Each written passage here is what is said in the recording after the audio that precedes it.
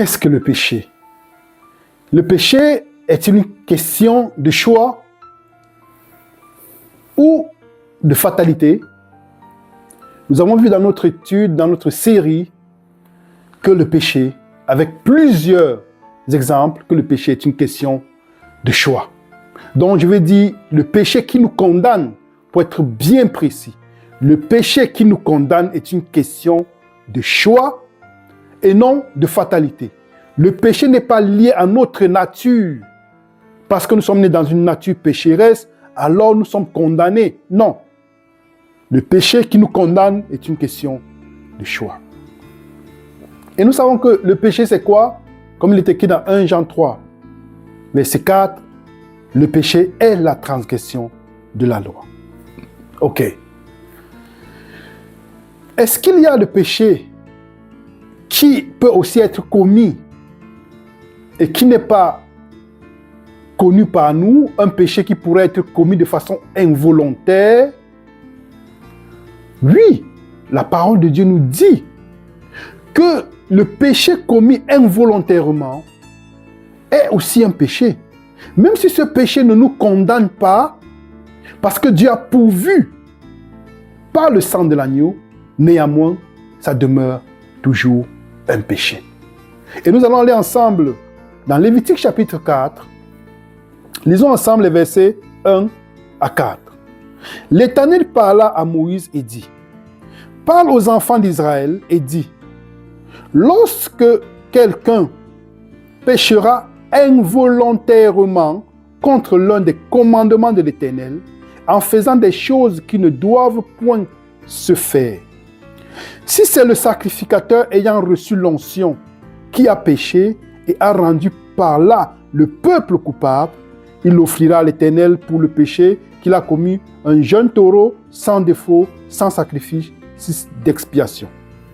Il amènera le taureau à l'entrée de la tente d'assignation devant l'Éternel et il posera sa main sur la tête du taureau qu'il l'égorgera devant l'Éternel. Quand il pose la main sur la tête de l'agneau, du taureau, c'est pour la confession du péché. Verset 5, le sacrificateur ayant reçu l'onction prendra du sang du taureau et l'apportera dans la tente d'assignation. Et c'est là qu'il va faire tout ce qu'il a fait comme procédure. Donc, nous voyons bien que le péché est commis involontairement. Ça veut dire, quand nous nous approchons de Dieu pour confesser nos péchés, confessons les péchés commis consciencieusement, volontairement, et les péchés commis involontairement. Parce que nous pouvons transgresser la loi de Dieu involontairement. Même si ce péché ne nous condamne pas, néanmoins, nous pouvons toujours avoir les conséquences factuelles dans nos vies de la transgression des commandements de Dieu. Parce que même si nous les avons fait de façon involontaire, sans le savoir. Et une autre chose, c'est que Dieu dans sa miséricorde nous dit d'aller prendre un taureau. C'est ce que le sacrificateur devait faire. Mais aujourd'hui, on n'a pas besoin de faire des sacrifices. Parce que Jésus-Christ est l'agneau de Dieu qui ôte le péché du monde. Si l'Esprit Saint, parce que quand on a commis un péché involontaire, et qu'après on se rend compte que le péché que nous avons fait qu'une faute, qui en principe, dans ce cas précis, est considéré comme une erreur, là, alors, nous devons faire ce qu'il a fait. Ça veut dire confesser nos péchés sur l'agneau de Dieu qui est Jésus-Christ. Parce que qui est celui qui nous pousse à la reconnaissance, qui nous fait reconnaître ou bien nous rappeler que nous avions fait le péché? C'est l'Esprit Saint.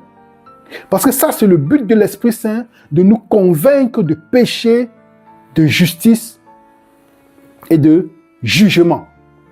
Donc l'Esprit Saint, c'est comme si tu commets un acte, tu ne t'en rends pas compte, c'est une erreur, mais après quelques secondes, après quelques instants, après quelques minutes ou quelques jours, ça te revient à l'esprit, ah, je me rappelle avoir fait quelque chose qui n'est pas en accord avec la volonté de Dieu. Qu'est-ce que je fais?